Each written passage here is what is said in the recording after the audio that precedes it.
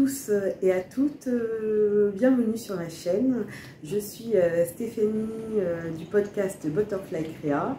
Vous pouvez me retrouver sur les réseaux sociaux Instagram, YouTube et un petit peu Facebook avec le même pseudo, Butterfly Créa. C'est une chaîne qui est consacrée au tricot et à la couture. Donc bienvenue aussi à des nouveaux sur cette chaîne. N'hésitez pas à vous abonner pour avoir en fait toutes les notifications dès que je poste une vidéo.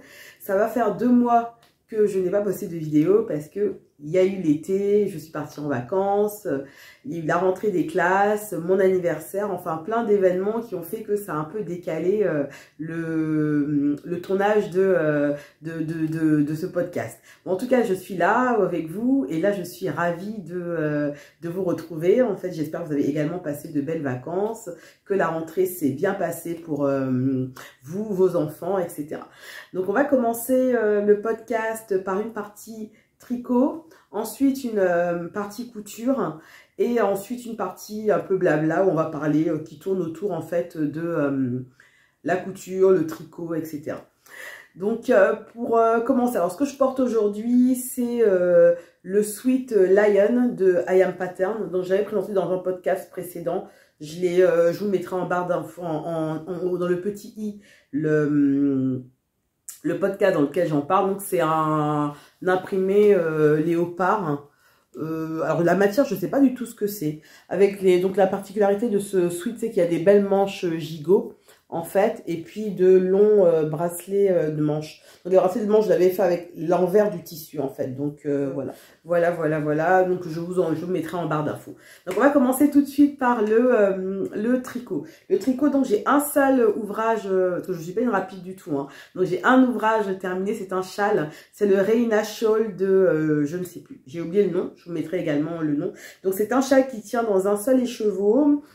C'est une dentelle assez simple. Donc c'est le châle qui avait été réalisé, c'est l'âge du confinement, donc qui avait été réalisé par les filles du tricoté Saint-Omer. Donc moi je l'ai fait après coup, je l'ai terminé vraiment tard, hein. Donc le cal est terminé de toute façon, mais voilà. Donc c'est un châle, voilà, il tient dans un seul écheveau, c'est un petit châle, hein. Il est vraiment petit, voilà. Il tient dans un seul écheveau. Donc la dentelle c'est celle-ci. Là, c'est un ensemble de mailles ensemble, de jetés, donc assez simple à réaliser, assez rapide. Assez rapide, moi je prends mon temps, mais bon, il est quand même rapide à réaliser. Je l'ai réalisé en laine Cassiopée de laine Amoré. Le coloris, c'est un dimanche chez grand-mère. Donc le coloris du châle, c'est un dimanche qui se met sur un petit châle. Voilà, j'avais un écheveau solitaire et puis c'était l'occasion de le... Là, je pense que vous avez la bonne couleur. Voilà, je pense que vous avez la bonne couleur. C'est un écheveau solitaire, donc du coup c'était l'occasion de m'en servir et puis faire un petit châle pour l'automne. En côté tricot, donc j'ai d'autres projets. J'ai un en cours, donc j'en avais déjà parlé, donc ça va faire plus d'1 an même. Mon gilet Agnès, non, le Sophie B de Alice Hammer, donc qui est en cours, qui avance très bien. Donc je pense que je pense que j'aurai fini pour le prochain podcast. J'aurai fini, donc à ce moment-là, je vous le montrerai terminé et voilà, parce que ça fait un très long moment que il est en cours finalement. En projet futur que je voudrais réaliser en tricot, c'est le châle, le Lapsang. C'est un modèle que j'ai gagné en fait lors d'un concours. Et là j'ai la laine, déjà il me manque une partie de la laine. C'est de la laine, c'est de la boucle laine. Donc c'est plus... voilà, là on a la bonne couleur. C'est un vert olive, je dirais. Donc le coloris c'est verdier, c'est de la boucle laine. C'est du mérinos et de l'angora. Donc elle est vraiment, elle est un peu rêche là je trouve, mais je pense que bloquée elle va s'adoucir un petit peu. Donc il faut que je trouve un mohair pour associer, parce que ça se tricote en 2 fils, un fil classique on va dire, et puis un mohair pour pouvoir faire le châle. Donc j'attends il faudrait que je regarde un petit peu sur les réseaux, sur internet plutôt, pour avoir un mohair assorti pour pouvoir réaliser ce châle. Donc j'ai 5-6 écheveaux de cette jolie laine. Elle est vraiment très jolie. La couleur est vraiment Ouais, c'est vraiment là, on a la bonne couleur là. Elle est vraiment jolie. Donc niveau tricot, donc ça sera tout. Donc mes parties de tricot sont toujours très courtes, je sais, mais parce que je tricote très lentement et voilà. Donc je prends mon temps, je tricote un petit peu de temps en temps. Maintenant, on va passer à la partie couture. Donc là, en couture, j'aurai 1, 2, 3, 4 ouvrages à vous présenter en couture. Donc on va commencer dans un premier temps par la blouse Cléo. Donc ça va être à l'envers, mais bon, est-ce qu'on voit le dessin technique? Je me cache derrière. Voilà. La blouse Cléo de Make My Lemonade. Donc c'est une blouse avec des grands poignets de manches, avec des grands boutons, des plis au niveau des manches et avec une fermeture en goutte d'eau en fait dans le dos. Alors moi, ce que j'ai fait, j'ai pas réalisé une blouse, j'ai réalisé une robe.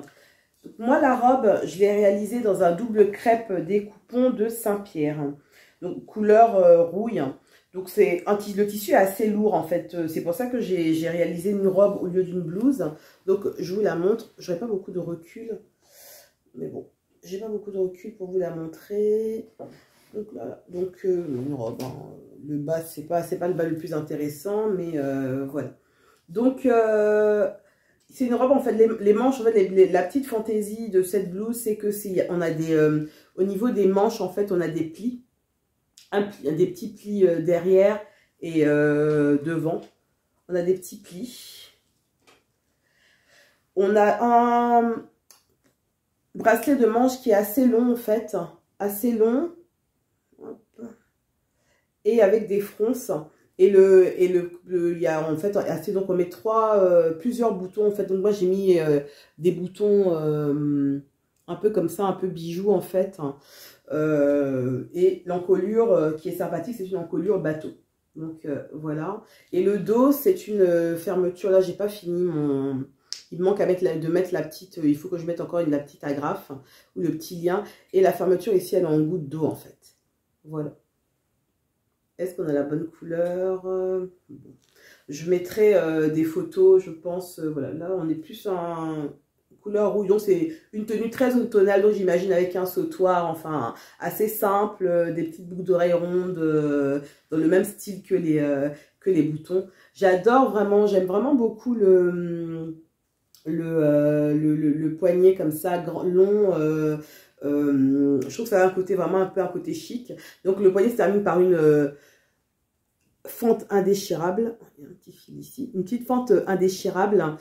Et c'est assez, je dirais que c'est assez, je vais pas dire facile à réaliser parce que selon le tissu qu'on prend, la créatrice préconise un tissu plutôt fluide. Donc bon, ça peut être un peu compliqué à coudre pour des débutantes. Il y a, moi le patron, je l'ai acheté en pochette.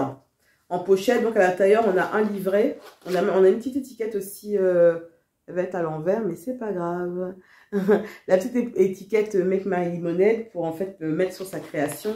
On a un petit livret à l'intérieur de la pochette et les pièces sur une grande feuille A0. Il n'y a aucune pièce ne se superpose.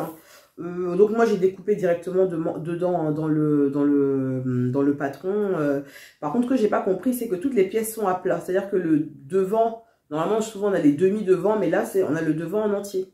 Donc bon, le dos pareil, enfin c'est pourquoi pas. Mais bon, moi j'ai coupé, j'ai plié en deux, j'ai plié mon tissu en deux et puis j'ai cousu comme ça. Bon, j'ai pas compris pourquoi c'était fait comme ça, mais j'ai suivi le patron, j'ai rien modifié. Donc pour faire la robe, j'ai juste rallongé de 30 cm à peu près pour passer au modèle robe. Donc il y a des pinces poitrine, ça va de la taille 34 à 46, donc moi j'ai fait la plus grande taille. Encore une fois, je pense que j'aurais pu faire la taille en dessous. La taille en dessous, mais bon, mais moi je l'aime beaucoup. Elle est un peu, je trouve que le tissu est quand même un peu lourd. Donc ça sera très bien quand même pour l'automne, ça ira très bien avec une paire de collants noirs, tout simple. Les difficultés, bon, rien de particulier, j'irais peut-être les fentes indéchirables, mais c'est tout. Donc pour la réalisation de cet ouvrage, il y a une vidéo qui est vraiment très bien détaillée sur YouTube. Je vous mettrai également le lien en barre d'infos. Moi j'ai préféré regarder la vidéo, plutôt que suivre le livret. Bon, après, c'est un choix personnel. Hein, après, mais bon, le livret, j'avoue que je l'ai regardé, je l'ai survolé. Hein, donc, je ne peux pas vous dire si les explications sont bien écrites ou pas. Je l'ai vraiment que survolé. Donc, ça, c'est ma première création. Donc, j'aime beaucoup. Et je vous remontre encore les petits... les boutons. Je ne sais pas si on voit quelque chose. Donc, voilà. Les petits boutons, et puis bon, niveau de difficulté, je monte pas forcément pour des débutantes. Je dis pas forcément pour des débutantes parce qu'il y a quand même les pinces à réaliser, les plis à faire sur les manches. Il y a beaucoup d'embus. Donc il y a beaucoup d'embus, donc il vaut mieux passer un petit fil de fronce sur la tête de manche pour pouvoir, comment on dit, que la manche prenne bien la forme de l'emmanchure pour pouvoir coudre plus facilement. Moi, ce que j'ai fait aussi, j'ai fait une sous-piqûre au niveau de la parmenture parce qu'elle avait tendance à ressortir un petit peu. Donc, j'ai fait une sous-piqûre au niveau de la parmenture pour qu'elle se tienne plus à l'intérieur. Donc, voilà, je pense qu'elle ira très bien pour cet automne. J'ai beaucoup aimé le col bateau. J'ai pas du tout de vêtements comme ça, col bateau. Et c'est vrai que ça dégage un peu le port de tête, là. Donc... voilà, donc pour la première réalisation, c'est celle-ci. Le tissu venait des coupons de Saint-Pierre, je ne sais pas si je vous l'ai dit. Et j'ai utilisé quasiment les 3 mètres de tissu que j'avais. Parce que les manches prennent vraiment beaucoup de tissu. Et j'ai rallongé de 30 cm comme je vous l'avais dit au début.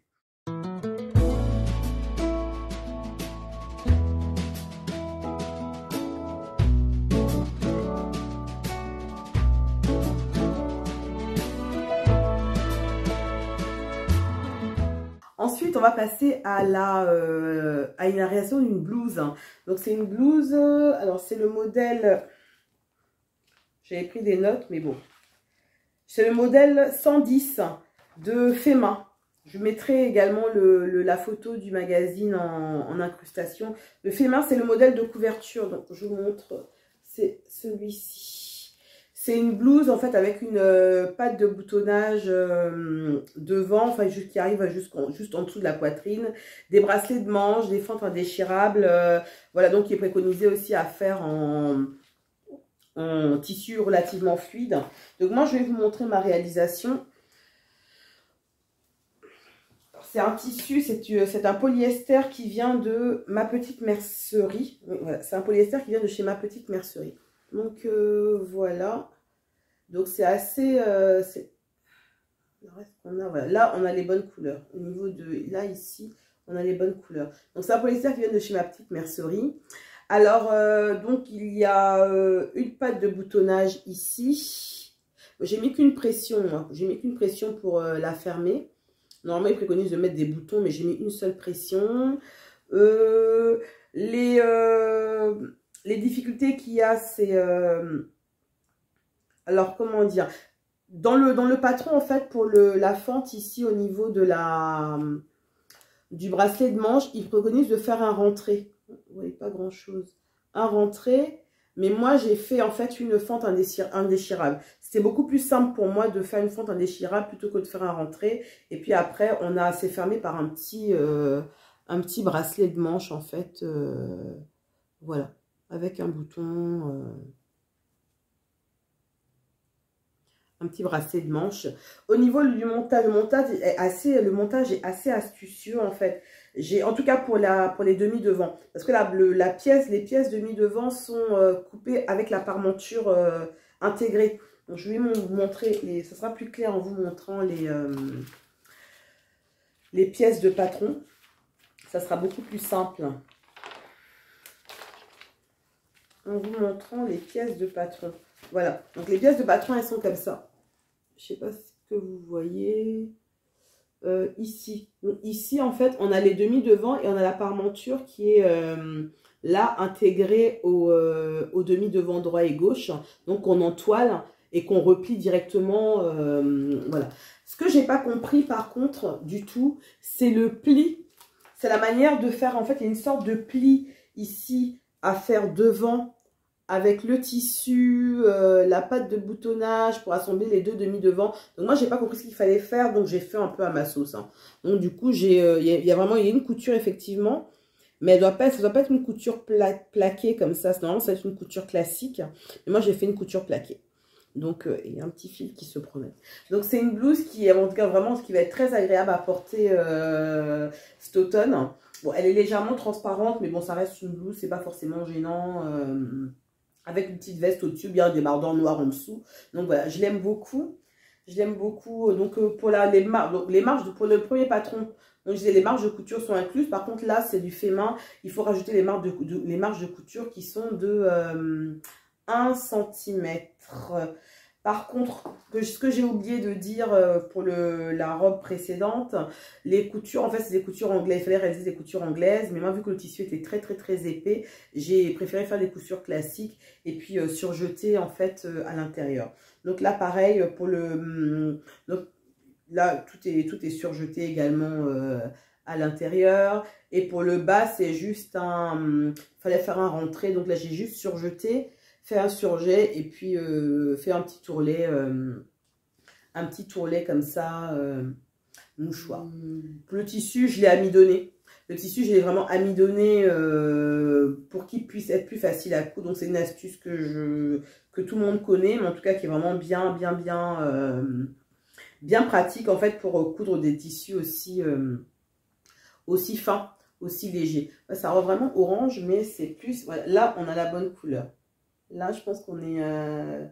voilà, là, je pense qu'on est au niveau de la couleur, on est pas mal. Parce que là, le vilain orange, là, c'est pas ça. C'est pas ça. C'est plus bleu canard, un corail un peu soutenu, il y a du rose et tout. Enfin bref, moi, c'est vraiment un tissu que j'aime bien. Je pense que je vais la refaire cette blouse. Et puis essayer de vraiment comprendre le vrai montage. Le vrai montage. Donc là, j'ai juste mis une pression en fait. Donc comme ça, donc il faut que j'en mette une deuxième, hein. Mais on verra bien. Au porté, c'est pas, ça se voit pas. Au porté, ça se voit pas qu'il y en a qu'une, ça s'ouvre pas trop, donc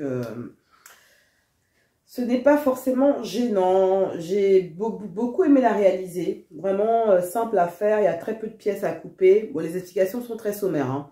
Donc montrer les bracelets de manche, enfin ça reste très sommaire.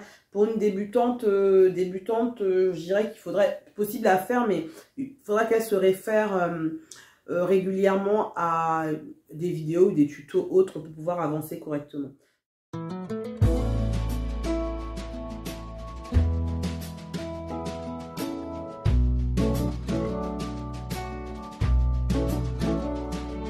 Troisième ouvrage, alors je vous en avais déjà parlé dans le podcast précédent, il s'agit en fait de l'ensemble Magnus. C'est un ensemble d'une veste un peu oversize avec un short. Donc j'avais déjà repéré le patron sur les réseaux de Pauline de Cut and Sew, qui avait déjà mis le dessin technique et je trouvais qu'il était c'était vraiment très très très sympa comme ensemble, comme style. Donc moi je l'ai réalisé je vous mettrai pareil, en incrustation, le dessin technique. Moi, je l'ai réalisé dans une gabardine que j'ai achetée chez Triffenstoffen. Bon, il y a un petit moment, c'était un peu avant le confinement ou pendant le confinement, je ne sais plus. Un peu avant le confinement. Donc, c'est une veste manche courte, un peu oversize. Donc, voilà, je vous la montre. Hop là, un peu oversize. Elle est un peu froissée, hein, c'est dommage, mais non. Un peu oversize avec une grande encolure V, des manches avec une bande sur le bas de manche. Voilà. Et un short assorti. Donc le short assorti. Alors et le short. Donc je vous montre le short. Hop là. Donc voilà. Un short, il est un peu froissé, hein, je suis désolée, avec des poches italiennes devant, une ceinture élastiquée. Normalement, toute la ceinture est élastiquée. Alors moi, je manquais de tissu. Alors le patron préconise 2 mètres 10 et 2 mètres 30 de tissu. Moi, je n'avais que 2 mètres de tissu et je voulais absolument faire cet ouvrage dans ce tissu-là. Donc j'ai dû un peu ruser. Ce qui s'est passé, donc dans un premier temps, au niveau de en premier temps, au niveau de la veste, j'ai raccourci la longueur des manches de à peu près, on va dire 7-8 cm. Les bracelets de manche, je ne les ai pas coupés dans le droit fil. Tout ce qui est bracelet de manche, je les ai coupés en fait dans le, pas dans le droit fil, dans l'autre sens. Et bon, je me suis dit, ça sera pas trop déformé dans la mesure où en fait tout est, c'est thermocollé. Donc ça va pas trop bouger, donc effectivement ça ne bouge pas. Qu'est-ce que j'ai fait d'autre comme modification pour que ça puisse passer dans mon coupon? J'ai, alors là, le fond de poche, les fonds de poche, je les ai fait dans un autre tissu pour au moins économiser, là on a la bonne couleur, pour économiser le tissu, donc voilà. Et au niveau de la ceinture, le dos, j'ai juste mis un élastique comme ça. Donc l'élastique, il est juste cousu en fait, emmené à même le tissu en fait. Donc voilà, j'ai juste cousu comme ça. Et c'est très bien, parce que de toute façon, la veste tombe dessus. À l'avant, on a la ceinture en tissu, donc c'est pas gênant. Donc c'est les seules modifications que j'ai faites. Après, au niveau de la couture, j'ai préféré faire une couture à la main. Pour l'intérieur du short, en fait, j'ai préféré faire des points à la main. Parce que je trouvais que c'était plus esthétique, en fait. Et j'ai toujours du mal à vraiment coudre. Vous voyez, soit dans le sillon, soit vraiment à ras. J'ai toujours un peu de mal, donc je préfère faire à la main. Et puis, je trouve que c'est beaucoup plus esthétique. Qu'est-ce que j'ai modifié? Non, c'est tout. Au niveau des modifications, c'est tout. Donc, rien d'extraordinaire. Donc, j'ai fait la plus grande taille. Je crois que ça va de la taille 34. Également, je regarde mes notes. 34 à 46, moi j'ai fait la plus grande taille. Bon, malheureusement, vu que je suis pas forcément très menu, j'ai pas l'effet, on va dire, loose de l'ensemble sur moi, mais en fait, ça tombe très bien et c'est très joli. C'est un modèle débutant. Donc, il est accessible aux débutantes. La seule difficulté, c'est de faire des boutonnières. Bon, moi, les boutonnières, vous avez vu, j'en ai raté une quand même. J'étais bien partie et puis j'en ai raté une. Bon, bah, tant pis. J'en ai raté une. C'est un peu ma bête noire, les boutonnières. Hein. J'étais hyper concentrée et puis j'ai un peu relâché mon attention et puis, bah, bim. Hein. Forcément, ce qui arriva. Qu'est-ce que je peux dire de plus ? Au niveau des explications, les explications sont très claires. C'est très simple, vraiment. Moi, j'ai vu quand même un peu quelques petites incohérences, hein, parce que au niveau de tout ce qui était du surjet, d'avoir des coutures ouvertes ou pas, c'était une fois des coutures ouvertes, une fois des coutures en fait toutes cousues ensemble. Enfin, mais c'est pas forcément, c'est pas du tout gênant hein, pour la réalisation. Je dis pas ça pour comment on dit, dire que c'est pas bien du tout. Au contraire. Au contraire, moi je l'avais acheté, il était à sa sortie, dès qu'il est sorti, je l'ai acheté, c'était pendant mes vacances, je l'ai acheté, j'étais bien contente. C'est le premier ouvrage que j'ai réalisé quand je suis rentrée de vacances.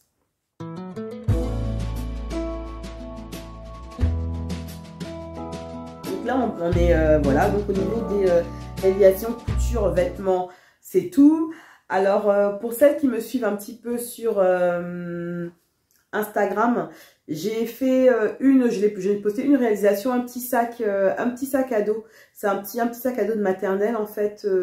C'est un patron maison. Je vais mettre la photo en incrustation. Donc le principe c'est un pochon doublé avec une coulisse en fait en élastiqué sur une seule partie, sur l'avant, élastiqué sur l'avant, et puis un rabat qui vient fermer le sac, et puis avec une petite personnalisation, donc avec le prénom du petit garçon qui a commencé l'école cette année. Donc c'est Kéliane, à qui bon, sa maman ne regarde pas, mais en tout cas je lui souhaite une rentrée, une belle scolarité, pleine de succès et de réussite. En autre ouvrage, donc là la photo vous allez avoir en incrustation. En deuxième ouvrage que j'ai réalisé, là il s'agit d'un sac. Donc le sac il a été revu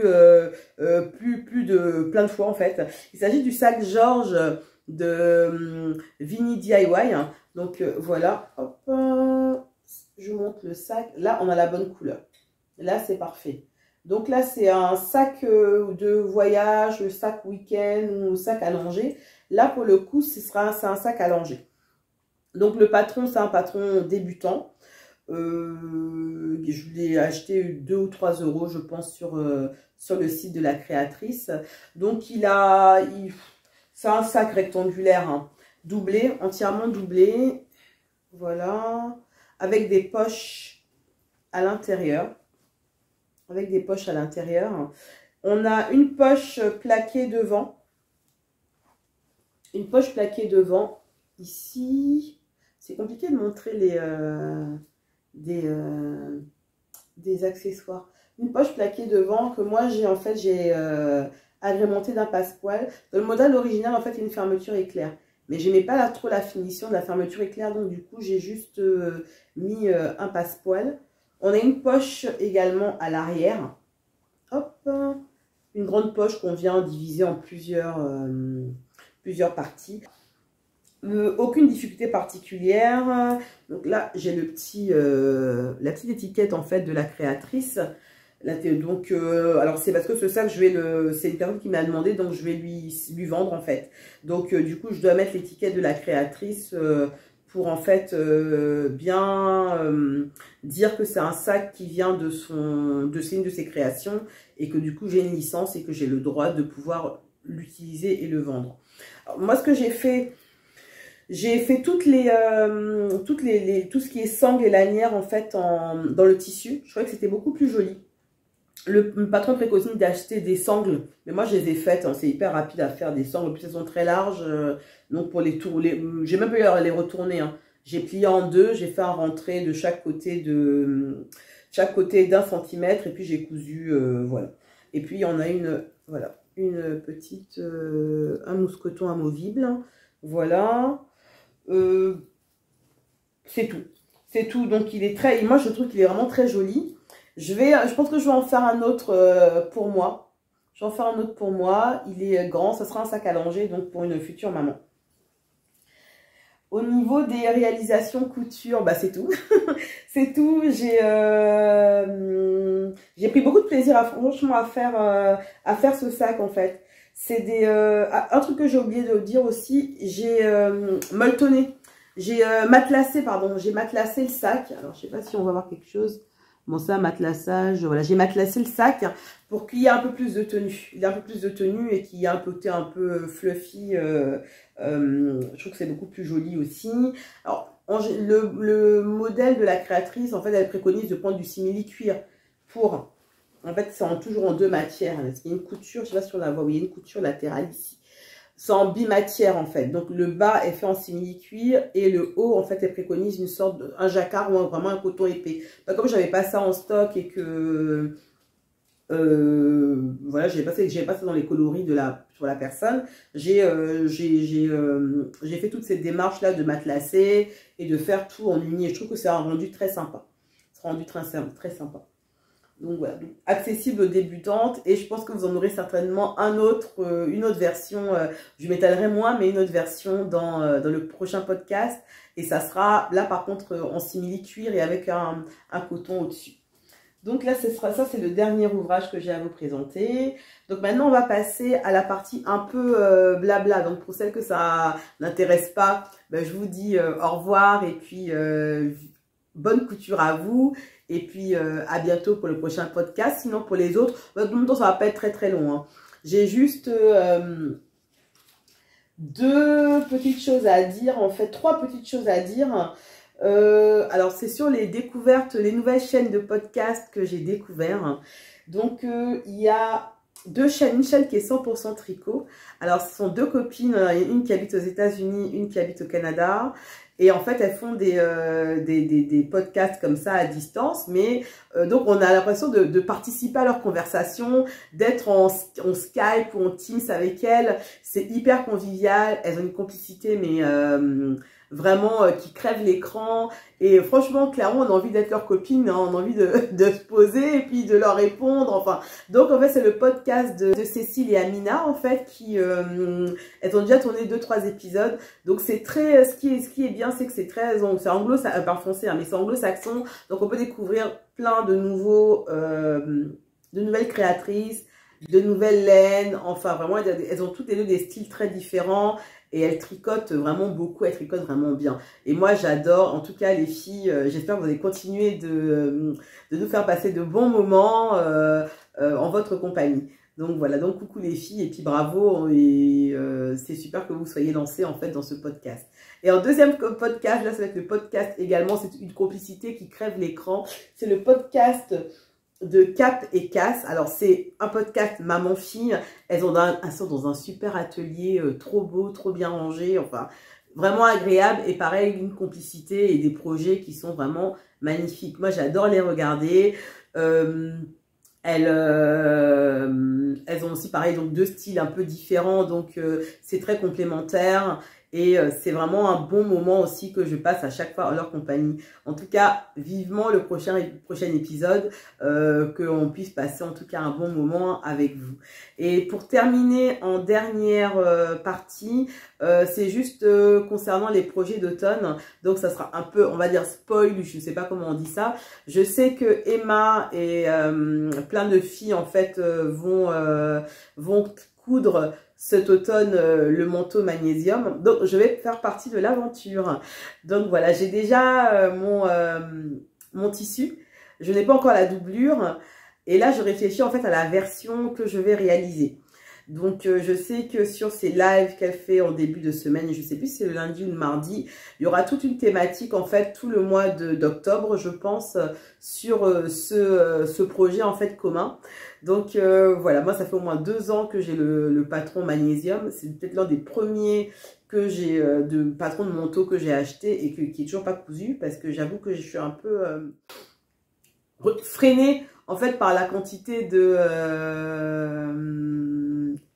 d'informations, voilà. Donc mais bon là je sais qu'on a un projet qui est prévu, que je sais qu'on va comment dire, on va coudre tout ensemble, donc ça me motive vraiment à continuer à me lancer dans ce projet là. Donc ce sont les derniers points que je voulais aborder avec vous. Alors j'espère que ce podcast vous a plu. J'espère que je n'ai oublié aucune information. Enfin, si, je sais que j'en ai oublié de toute façon. Mais en tout cas, si vous avez des questions ou des commentaires, enfin des questions, vous pouvez me mettre un petit commentaire, je vous répondrai. Et puis surtout, pensez à vous abonner et puis à partager pour faire connaître mon podcast si ça vous a plu. Je vous dis au revoir, je vous souhaite une belle soirée parce que là chez moi on est le soir et il pleut. Il pleut, ça y est, c'est l'automne, donc voilà, donc on est en plein dedans. C'est une saison que j'aime beaucoup. C'est une saison que j'aime beaucoup, les couleurs m'inspirent beaucoup. Voilà, donc bah, c'est tout. Au revoir et puis à bientôt.